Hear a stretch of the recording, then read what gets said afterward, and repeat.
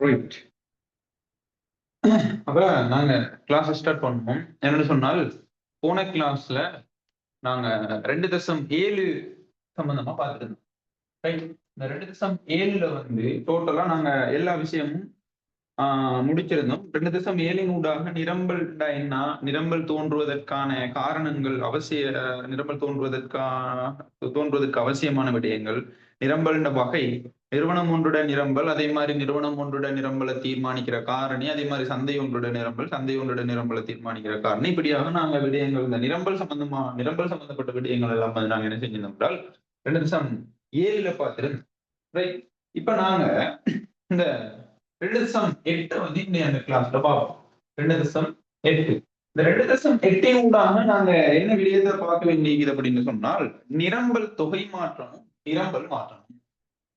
சரி, நிரம்பல் தொகை மாற்றமும் நிரம்பல் மாற்றம் என்ற டாபிக்கை தான் நாங்க என்ன செய்யணும் என்றால் 2.8ல பார்க்க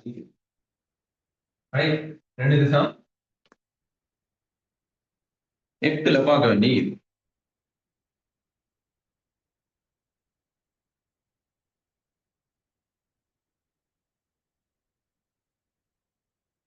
நிரம்பல் தொகை மாற்றம்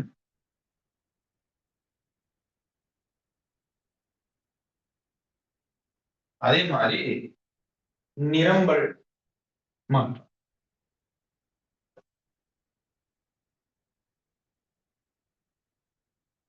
இது சம்பந்தமா தான் நாங்க என்ன செய்ய போறோம் என்றால் 2.8 ஊடாக தேர்ச்சி மட்டம் 2.8 ஊடாக நாங்க பார்க்க போறோம். ரைட். நோட்ஸ் இல்லாதாக்கள் எனக்கு மெசேஜ் ஒன்று போட்டீங்கன்னு சொன்னால் உங்களுக்கு நான் நோட்ஸை PDF அடிப்படையில் நான் அனுப்புவேன். அதை நீங்க என்ன செய்யணும்னா பிரிண்ட் பண்ணி வச்சுக்கோங்க. ரைட். அப்ப நாங்க இந்த 2.8 ஊடாக நாங்க பார்க்கிற விடயம் என்ன, நிரம்பல் தொகை மாற்றம். நிரம்பல் அப்ப நிரம்பல் தொகை மாற்றம்டா என்ன, அதே மாதிரி நிரம்பல் தொகை மாற்றத்தை நாங்க 2 வகைகளாக வகைப்படுத்துவோம். நிரம்பல் நீட்டம், நிரம்பல் ஒடுக்கம் அப்படின்னு சொல்லி. அதே மாதிரி நாங்க நிரம்பல் மாற்றம்னா என்ன, நிரம்பல் மாற்றத்தை நாங்க 2 வகைகளாக வகைப்படுத்துவோம். நிரம்பல் அதிகரிப்பு, நிரம்பல் குறைவு அப்படின்னு சொல்லி. அப்ப நிரம்பல் குறைவை ஏற்படுத்துற காரணி, நிரம்பல் அதிகரிப்பை ஏற்படுத்துற காரணி, இப்படியான அந்த காரணங்கள் எல்லாம் பார்ப்போம். ரைட். இப்படி பார்த்துட்டு அதுல கோடு எப்படி வந்து அசையும், சரியா, வலப்புறமா இடப்புறமா, இது வரைபடத்துல எப்படி வந்து நிரம்பல் தொகை மாற்றத்தை காட்டுறது, நிரம்பல் மாற்றத்தை எப்படி வரைபடத்துல காட்டுறது, இது சம்பந்தமா எல்லாம் நாங்க என்ன செய்ய போறோம் அப்படின்னு சொன்னால் 2.8 ஊடாக பார்க்க போறோம். 2.8 ஊடாக பார்க்க போறோம். முதலாவது விடயம் என்று சொன்னால், முதலாவது நிரம்பல் தொகை மாற்றம். நிரம்பல் தொகை மாற்றம். அப்ப நிரம்பல் தொகை மாற்றம் அப்படின்னு சொன்னா முதலாவது என்ன விடயம் அப்படின்றத நீங்க என்ன செய்யணும், தெளிவாக நினைக்கொள்ளணும். ஒரு குறிப்பிட்ட கால பகுதியில நிரம்பலை பாதிக்கிற ஏனைய காரணி மாறாத நிலையில. அப்ப ஏனைய காரணி எப்படி போகுது அப்படின்றால் நிலையாக காணப்பட போகுது. அப்ப இப்படி குறிப்பிட்ட காலப்பகுதியில நிரம்பலத்தை பாதிக்கிற ஏனைய காரணி மாறாத நிலையில ஒரு குறிப்பிட்ட பண்டத்தின் விலை மாற்றம் அடைகிறதுக்கு அமைவாக, சரியா, இந்த மாற்றத்துக்கு இந்த டெல்டாவை குறிப்பிட்டு, சரியா, இந்த விலை மாற்றம் அடைகிறதுக்கு அமைவாக அதன் நிரம்பல் தொகையில வந்து ஏற்படுகின்ற மாற்றத்தை தான் நாங்க என்ன சொல்லுவோம் அப்படின்னு சொன்னால் நிரம்பல் தொகை மாற்றம்.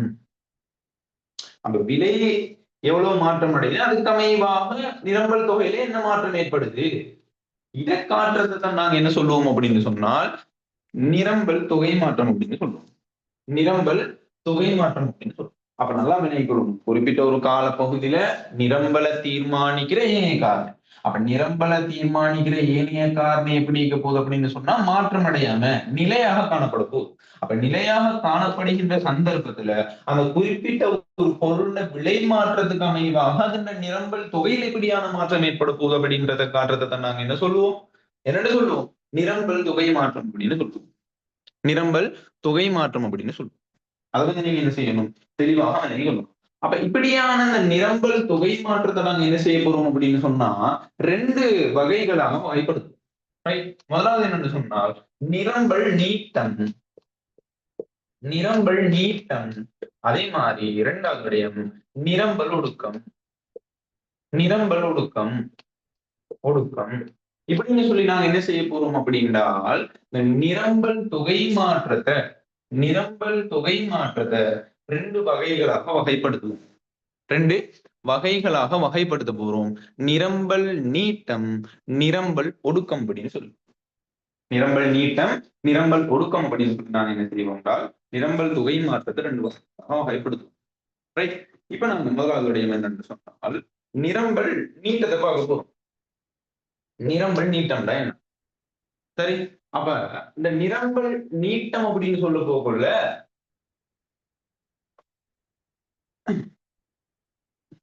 நிரம்பல் நீட்டம் அப்படின்னு சொல்ல போகல நல்லா விளங்கிக் கொள்வோம். நிரம்பலை தீர்மானிக்கிற ஏனைய காரணி மாறாத நிலையில நிரம்பலை தீர்மானிக்கின்ற ஏனைய காரணி எப்படி போது மாற்றம் அடையாம காணப்படும். அப்ப மாற்றம் அடையாம காணப்பட போகுது அப்படின்னு சொன்னா நிலையாக அப்ப நிரம்பலை தீர்மானிக்கிற ஏனைய காரணி நிலையாக காணப்பட போகுது. அப்ப நிலையாக காணப்படுகின்ற சந்தர்ப்பத்துல ஒரு குறிப்பிட்ட பண்டத்தின் விலை சரியா விலை அதிகரிக்க அதுல நிரம்பல் தொகை ரிவர்ஸும் நடக்க போகுதுன்னு சொன்னா அதிகரிக்க போகும். சரியா இதைத்தான் நாங்க என்ன சொல்லுவோம்னா நிரம்பல் நீட்டம். அதாவது அதிகரிப்பை காட்டுறது. விலை அதிகரிக்கிறதின் காரணமா நிரம்பல் தொகை நடக்குது அதிகரிக்குது. அப்படி நிரம்பல் தொகை விலை அதிகரிக்கிறதின் காரணமாக நிரம்பல் தொகை அதிகரிக்குது. ஏன்னா நிரம்பல் விதி என்ன சொல்றது ஒரு குறிப்பிட்ட காலப்பகுதியில ஒரு குறிப்பிட்ட சந்தர்ப்பத்தில இணை காரணி மாறாத நிலையில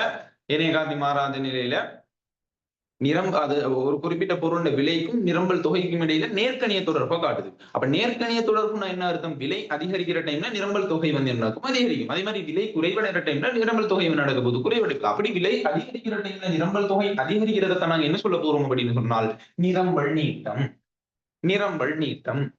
விலை அவங்க சொல்றது. அப்ப நிரம்பல் நீட்டம் அப்படின்னு சொன்னா என்னன்றதை என்ன செய்யணும் தெளிவாக விளைக்கிறோம்.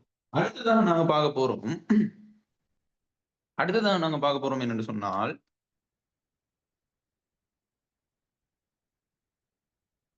நிரம்பல் ஒடுக்கம். சரி. நிரம்பல் ஒடுக்கம்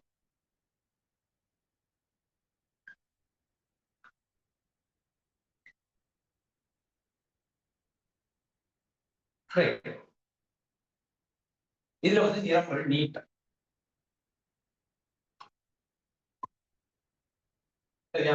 அப்ப நிரம்பல் ஒடுக்கத்தையும் பார்த்துட்டு நாங்க எப்படி அப்ப நிரம்பல் நீட்டத்தையும் நிரம்பல் ஒடுக்கத்தையும் வரைபடத்தின் ஊடாக காட்டுறது அப்படின்றதையும் நான் என்ன செய்யறேன் ஒரே வரைபடத்தின் மூலமா உங்களுக்கு காட்டினா ஈஸியா இருக்கும்.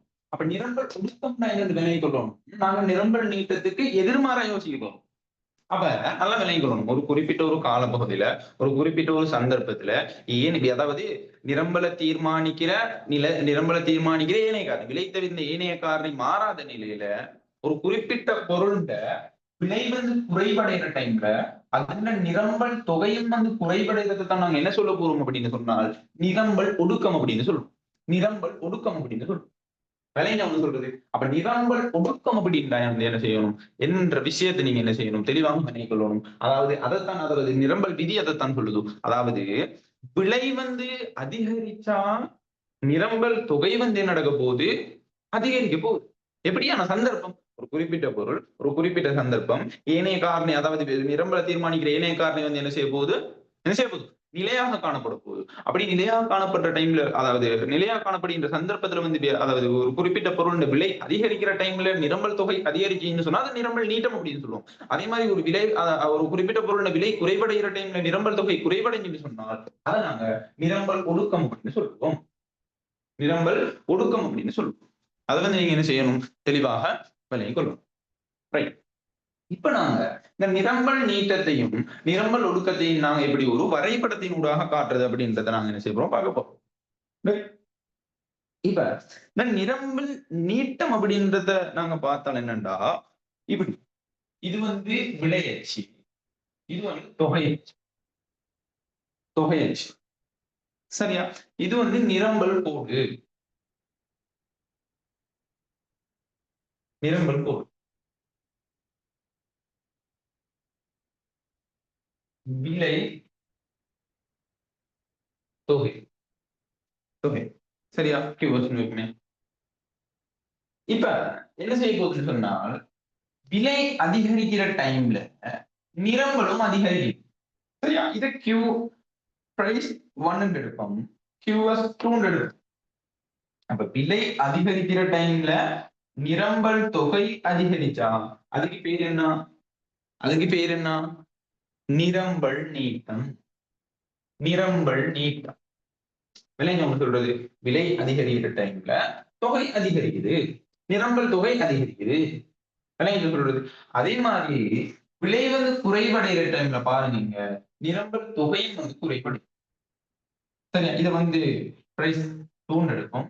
இதை கியூஎஸ் கியூஎஸ் 1 எடுத்தா இல்ல கியூஎஸ் 2. சரியா? அப்ப விலை வந்து குறைவடைகிற டைம்ல நிரம்பல் தொகை என்ன நடக்குது? குறைவடையுது.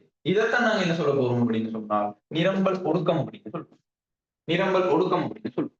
விலைங்க ஒண்ணு சொல்றது. அப்ப நல்லா தெளிவாக விலை கொடுக்கும். விலை ஒரு குறிப்பிட்ட ஒரு பொருள் விலை அதிகரிக்கிறது, அதாவது ஏனைய காரணி மாறாத நிலையில, ஏனைய காரணி சொன்னா என்ன? நிரம்பல தீர்மானிக்கிற விலை தவிர்த்து ஏனைய காரணி. அப்படி ஏனைய காரணி வந்து மாற்றமடையாம காணப்பட போது, நிலையாக காணப்பட போது, நிலையாக காணப்படுற டைம்ல ஒரு குறிப்பிட்ட ஒரு பொருள் விலை அதிகரிக்கிற டைம்ல அதன் நிரம்பல் தொகை வந்து அதிகரிக்கிறத தான் நாங்க என்ன சொல்லுவோம்? நிரம்பல் நீட்டம் அப்படின்னு சொல்லுவோம். அதே சந்தர்ப்பத்துல அதே மாதிரி வந்து ஒரு குறிப்பிட்ட பொருள் விலை குறைவடைகிற டைம்ல அதுல நிரம்பல் தொகை குறைவடைகிறத தான் நாங்க என்ன சொல்றோம்? நிரம்பல் ஒடுக்கம் அப்படின்னு சொல்றோம். இப்படித்தான் நாங்க என்ன செய்யறது என்றால், நிரம்பல் நீட்டத்தையும் நிரம்பல் ஒடுக்கத்தையும் இந்த வரைபடங்களின் ஊடாக காட்டுறது. சரியா? நோட் பண்ணிக்கோங்க. போய்க்கா.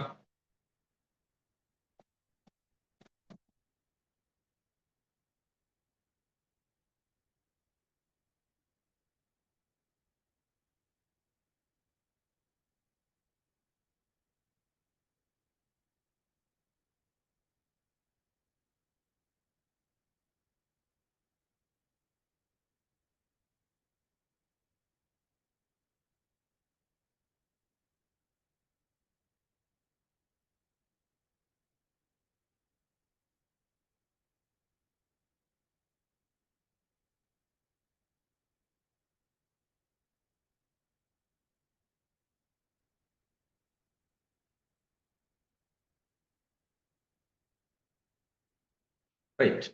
இது நோட் பண்ணிட்டீங்கன்னு சொன்னால் அடுத்த விஷயத்துக்குள்ள வருவோம். இப்ப உங்களுக்கு விளங்கிக்கும் நிரம்பல் தொகை மாற்றம் அப்படின்னு சொன்னா என்னன்றது. நிரம்பல் தொகை மாற்றம் அப்படின்னு சொன்னா என்னன்றதை விளங்கிப்பீங்க. இப்ப அடுத்த கட்டமா நாம பார்க்க போறோம் என்னன்னு சொன்னால், நிரம்பல் மாற்றம்.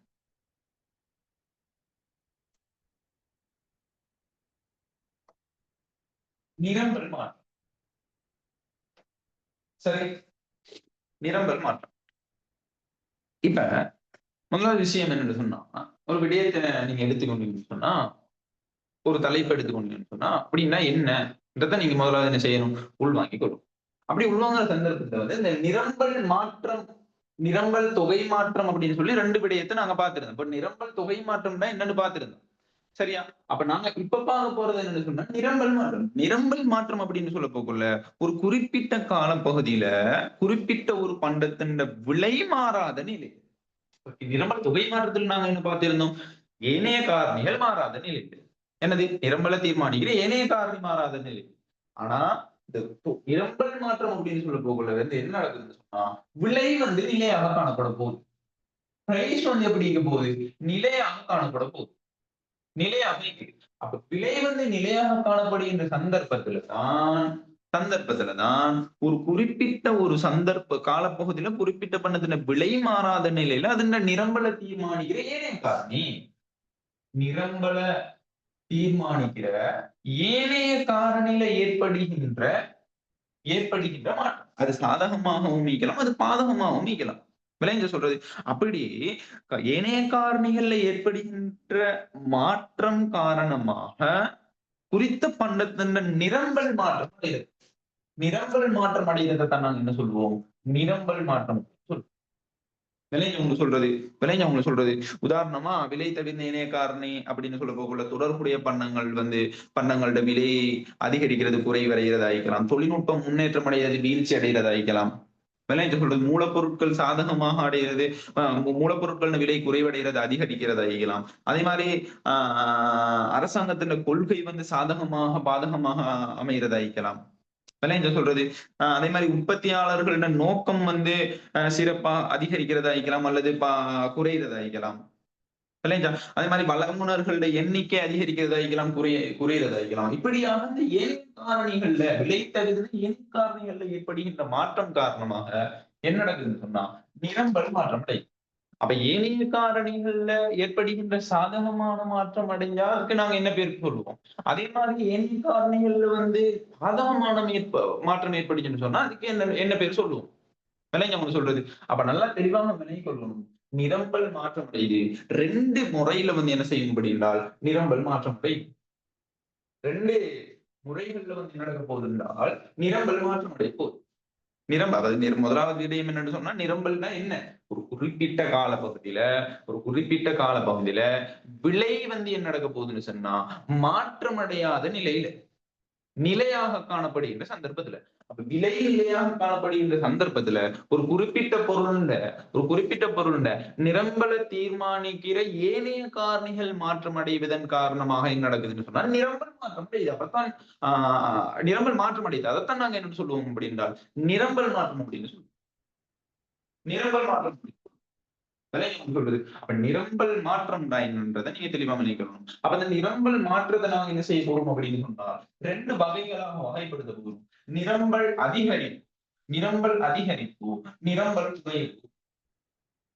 நிரம்பல் குறைவு இப்படின்னு சொல்லி நாங்க என்ன செய்வோம்னால் நிரம்பல் மாற்றத்தை ரெண்டு வகைகளாக வகைப்படுத்துவோம். ரெண்டு வகைகளாக நாங்க என்ன செய்ய போறோம், வகைப்படுத்த போறோம். சரி, அப்ப நிரம்பல் அதிகரிப்பு, நிரம்பல் குறைவு. அப்ப முதலாவது விடயத்துக்குள்ள வாரம் என்ன சொன்னால் நிரம்பல் அதிகரிப்பு. நிரம்பல் அதிகரிப்பு அப்படின்னு சொல்றதுண்டா குறிப்பிட்ட ஒரு காலப்பகுதியில குறித்த பண்டத்தின் விலை மாறாத நிலையில அந்த குறிப்பிட்ட ஒரு பண்டத்தின் ஏனைய அதாவது நிரம்பலை தீர்மானிக்கிற ஏனைய காரணிகள் தானே அந்த காரணிகளை ஏற்படுகின்ற சாதகமான மாற்றம் காரணமாக ஏற்படுறதை நாங்க என்ன சொல்லுவோம் நிரம்பல் அதிகரிப்பு. சொல்றது அப்ப சாதகமான மாற்றம் காரணமாக குறித்த பண்டத்தின் நிரம்பல் அதிகரிக்கிறதை தான் நாங்க என்ன சொல்லுவோம்டா நிரம்பல் அதிகரிப்பு. அப்ப எதன் காரணமாக நிரம்பல் அதிகரிக்குதுன்னு சொன்னால் அதாவது விலை நிலையாக காணப்பட போகுது.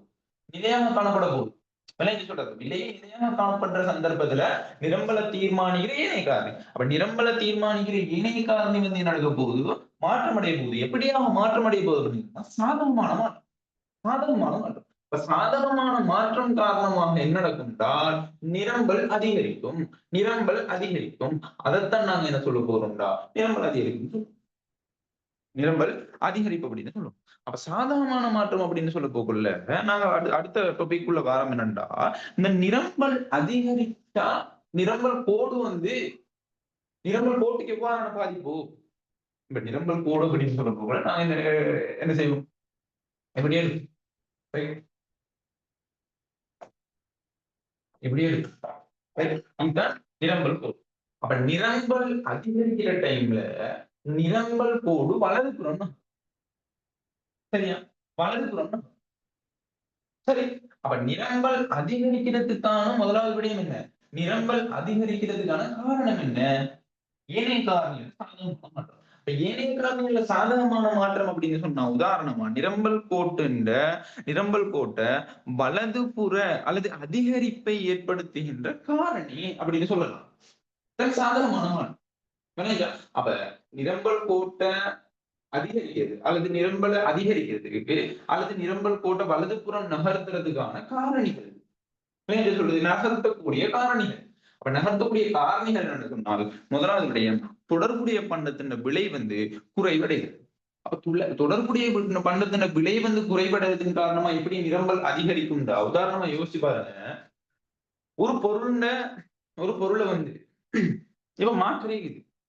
இந்த மார்க்கர் 10 மெக்ஸ்ன்ற ஒரு மார்க்கர் இருக்கும். அப்ப மெக்ஸ்ன்ற மார்க்கர்ட விலை குறைவடைஞ்சுன்னு சொல்லுவோமே. என்ன சொல்றது? அப்ப மெக்ஸ்ன்ற மார்க்கர் குறைவடைஞ்சா என்ன நடக்கும்? மெக்ஸ்ன்ற மார்க்கரை தான் அதிகமா வந்து வாங்குவோம். அப்ப வாங்குற டைம்ல ரைட் வாங்குற டைம்ல என்ன நடக்கும்? மெக்சின மார்க்கருக்கு தான் மெக்சின மார்க்கர் அதிகமா வாங்குற டைம்ல மெக்சின மார்க்கர் தான் அதிகமா சந்தையில விற்பனையாகும். அப்ப விற்பனையாகிடுச்சுன்னு சொன்னா குறித்த பொருள் மார்க்கர்ன்ற கேள்வி என்ன நடக்க போகுது? குறைவடைய போகுது. கேள்வி குறைவடைஞ்சா நிரம்பல் என்ன செய்ய போகுது? அதிகமா காணப்பட போகுது நிறுவனத்துல. நிறுவனத்துல நிரம்பல் அதிகமா காணப்பட போகுது. அப்ப நல்லா தெளிவாக விளங்கிக் கொள்ளணும். ஒரு பொருளுண்ட ஒரு பொருளுண்ட ஒரு பொருளுண்ட ஏனைய காரணிகள் ஏனைய காரணிகள் ஏற்படுகின்ற சாதகமான மாற்றம் காரணமாக என்ன நடக்கும் என்றால் நிரம்பல் அதிகரிக்கும். அப்ப தொடர்புடைய பண்டம் என்ன சொல்றது? ஒரு பதிலீட்டு பண்டத்தின விலை குறைவடைந்தா அந்த பதிலீட்டு பண்டத்தை தான் வாங்க பார்ப்பான். இப்ப இதுல 10 இப்ப சொன்னா 10 மார்க்கர் சொன்னா மெக்ஸ் மார்க்கர் விலை வந்து குறைவடையும் சொன்னா மெக்ஸ் மார்க்கர் தான் அதிகமா வாங்க பார்ப்பான். அப்ப மெக்ஸ் மார்க்கரை வாங்கினான் அப்படின்னு சொன்னா இந்த மார்க்கர் வாங்குற அளவு குறையும். வாங்குற அளவு குறைஞ்சுன்னு சொன்னா நிறுவனத்துல அதிகமான பொருள் வந்து இந்த மார்க்கர் ஈக்கும். நிறுவனத்துல நிறைய ஈக்கும். அப்ப நிறைய ஈக்குது அப்படின்னு சொன்னா அது வந்து விற்பனையாகாம ஈக்குது. அது நிரம்பலா காணப்படுது. அப்ப நிரம்பல் வந்து என்ன நடக்க போகுது? அதிகமா காணப்பட போகுது. அப்ப நிரம்பல் தொகை வந்து நடக்கும். நிரம்பல் வந்து நடக்கும் அதிகமாகி நிரம்பல் வந்து நடக்கும் அதிகமாகி சோ அதை வந்து நீங்க என்ன செய்யணும்? தொடர்புடைய பண்டங்களோட விலை வந்து குறைவடையுது. அதே மாதிரி தொழில்நுட்பம் முன்னேற்றம் அடைகிறதா இல்லையா? தொழில்நுட்பம் முன்னேற்றம் அடைகிறது அப்படின்றது வந்து நல்லா நினைக்கிறோம் ஒரு சாதனம். அப்ப தொழில்நுட்பம் முன்னேற்றம் அடைஞ்சுன்னு சொன்னா என்ன நடக்கும்? தொழில்நுட்பம் முன்னேற்றம் அடைஞ்சுச்சுன்னு சொன்னா என்ன நடக்க போகுது? என்ன நடக்க போகுது? அதிகமான பொருட்கள் சேவைகள் அவன் வந்து உற்பத்தி செய்வான். நிறுவனத்துல அதிகமான பொருட்கள் சேவைகள் வந்து என்ன செய்வான்?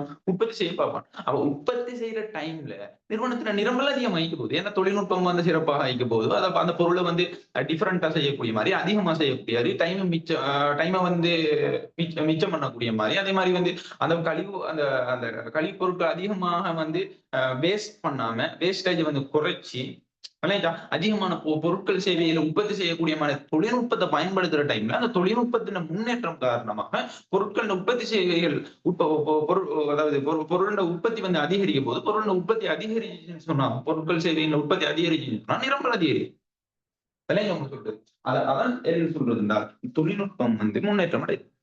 தொழில்நுட்பம் முன்னேற்றம் அடைவதன் காரணமாக நிரம்பல் வந்து அதிகரிக்கும் அதிகரிக்கும். அதே மாதிரி மூலப்பொருட்களோட விலை குறைவடையுது.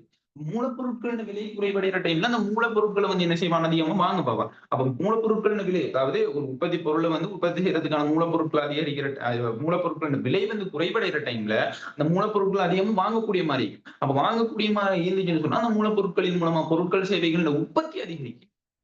என்ன செய்யணும்? பொருட்கள் சேவைகள் உற்பத்தி அதிகரிக்கும். உற்பத்தி அதிகரிக்குன்னு சொன்னா நிரம்பல் அதிகமாக காணப்படும். அப்ப நிரம்பல் வந்து என்ன போகுது? அதிகரிக்க போகுது. அதே மாதிரி அரசாங்கத்தின கொள்கைகள் வந்து சாதகமாக அடைகிறதா இருக்கலாம். நிரம்பல் அதிகரிக்கப்படுகின்ற உற்பத்தியாளர்களுடைய நோக்கம் சிறப்பாக இருக்கிறதா இருக்கலாம். அதே மாதிரி வழங்குனர்களுடைய எண்ணிக்கை அதிகரிக்கிறதா இருக்கலாம். இதெல்லாம் வந்து என்ன சொன்னா நிரம்பல அதிகரிக்கிற காரணி. நிரம்பல அதிகரிக்கக்கூடிய காரணி இருக்கு. நாம சொல்றோம். அது வந்து நீங்க என்ன செய்யணும்? தெளிவாக நோட் பண்ணிக்கணும். அப்ப நிரம்பல் கோட்டை வந்து வலதுபுற அதிகரிப்பை ஏற்படுத்துற காரணி. என்ன சொல்றது? நிரம்பல் கோட்டை வலதுபுறம் நகர்வடைய நகர்வடைய வைக்கிறதுக்காக என்ன என்ன காரணிகள் வந்து இங்க இருக்குது. அது சம்பந்தமா நீங்க என்ன செய்யணும்? தெளிவாக நினைக்கிறோம். முதலாவது என்ன? தொடர்புடைய பணத்தின் விலை குறைவடைகிறது, தொழில்நுட்பம் முன்னேற்றம் அடைகிறது, மூலப்பொருட்கள் விலை குறைவடைகிறது, அரசாங்கத்தின் கொள்கைகள் சாதகமாக இருக்கிறது, வழங்குனர்களுடைய எண்ணிக்கை அதிகரிக்கிறது. இதெல்லாம் வந்து நாங்க என்ன சொல்லுவோம்? இந்த நிரம்பல் அதிகரிக்கிறதுக்கான காரணம் அல்லது நிரம்பல் கோடு வலதுபுறம் நகர்றதுக்கான காரணம் அப்படின்னு சொல்லுவோம். ரைட்.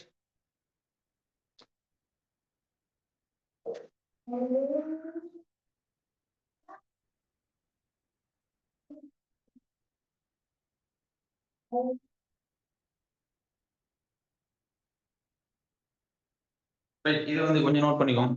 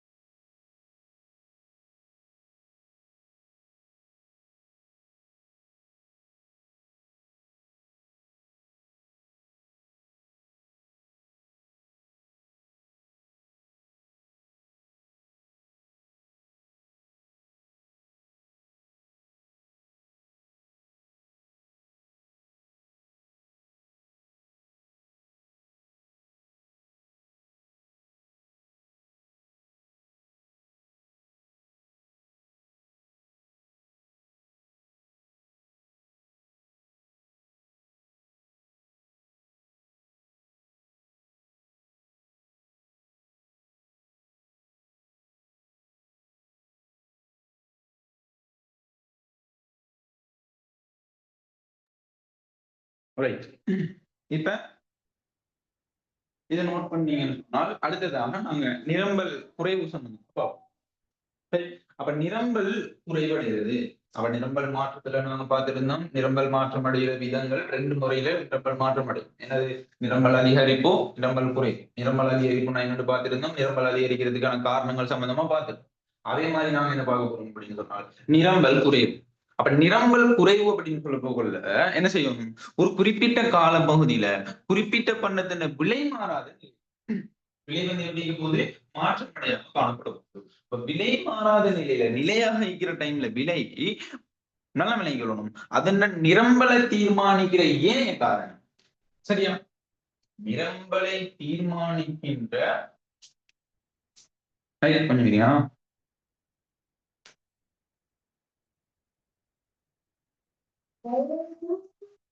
சரி, நிரம்பலை தீர்மானிக்கின்ற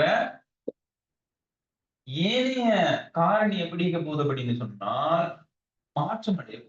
அது எப்படியான மாற்றமடையும் அப்படின்னு சொன்னால் பாதகமான. இந்த பாதகமான மாற்றம் காரணமாக என்ன நடக்கும் என்றால் நிரம்பல் குறைவடையும். நிரம்பல் குறைவடையும். இதைத்தான் நாங்க என்ன சொல்லுவோம் என்றால் நிரம்பல் குறைவு அப்படின்னு சொல்லுவோம். அப்ப நல்லா விளங்கிக் கொள்ளணும், ஒரு குறிப்பிட்ட கால பகுதியில ஒரு குறிப்பிட்ட சந்தர்ப்பத்துல விலை மாறாது நிலையில விலை வந்து நிலையாக காணப்படும். விலை நிலையாக நிற்கிற டைம்ல நிரம்பல தீர்மானிக்கிற ஏனைய காரணி என்ன நடக்கும்னு சொன்னா ஏனைய காரணி வந்து பாதகமான மாற்றம் அடைய போகுது. அப்ப பாதகமான மாற்றம் அடைகிறதின் காரணமாக நிரம்பல் குறைவடையும்.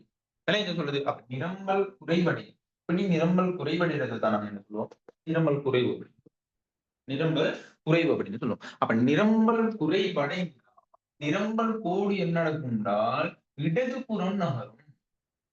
இடதுபுறம் நகரும். அப்ப நிரம்பல் கோட்ட இடதுபுற நகர்வை ஏற்படுத்துற காரணினாலும் அதே மாதிரி வந்து நிரம்பல் குறைவை ஏற்படுத்துற காரணி அப்படின்னு சொன்னாலும் ஒன்றுதான். என்ன சொல்றது?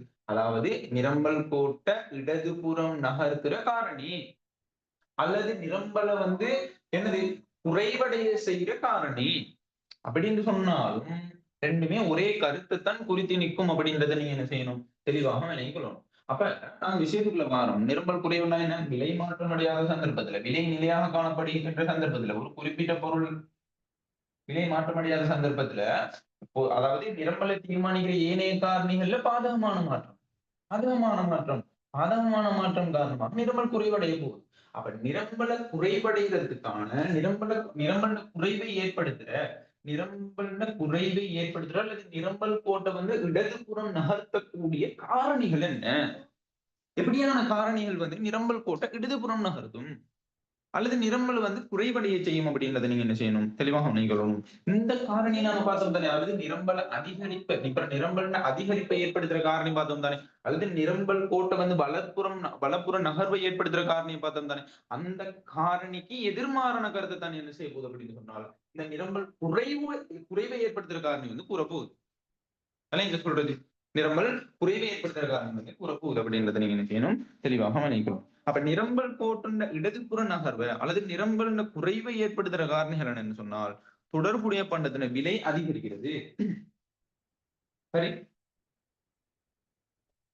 தொடர்புடைய பண்டத்தின விலை வந்து அதிகரிக்கும். தொடர்புடைய பண்டத்தின விலை அதிகரிச்சுன்னு சொன்னால் குறித்த பண்டத்தை வந்து அதிகமாக வாங்க போறான். வாங்க என்ன நடக்குன்னு சொன்னால் என்ன நடக்கும், அதாவது நிறுவனத்தினால் நிரம்பல் வந்து குறைவடையும்.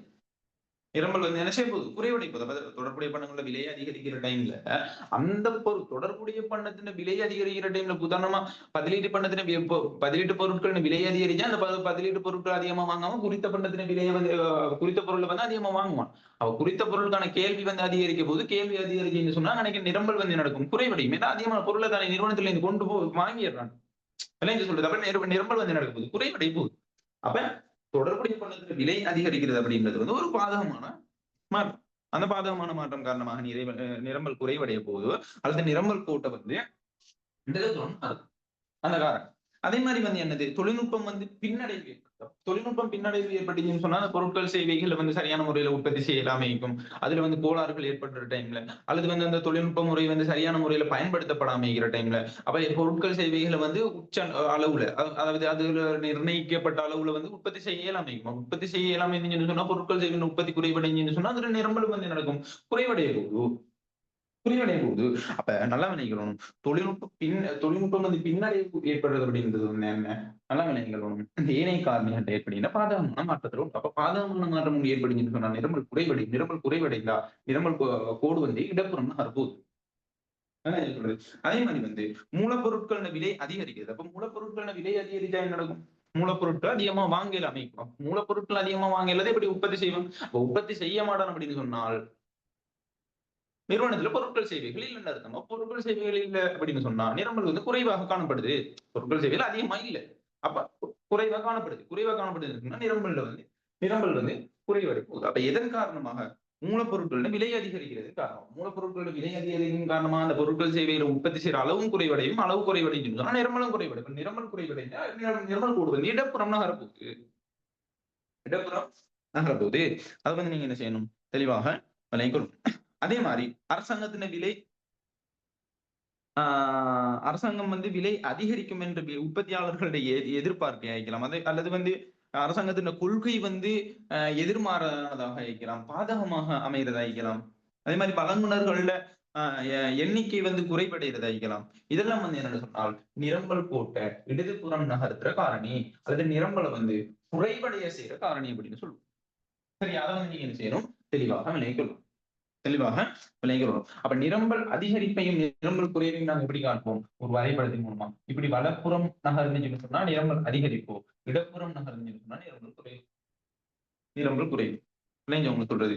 அதை வந்து நீங்க என்ன செய்யணும்? தெளிவாக விளங்கிக்கொள்ளும்.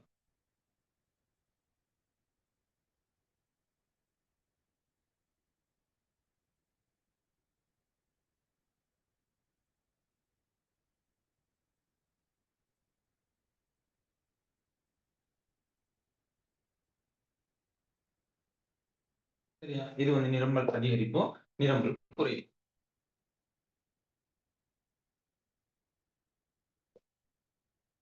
ரைட். வேற என்ன சரி இதுல டவுட் வலிக்குதா? நிரம்பல் அதிகரிப்புல நிரம்பல் குறைவுல என்ன சரி டவுட் இருந்தா கேட்கலாம்.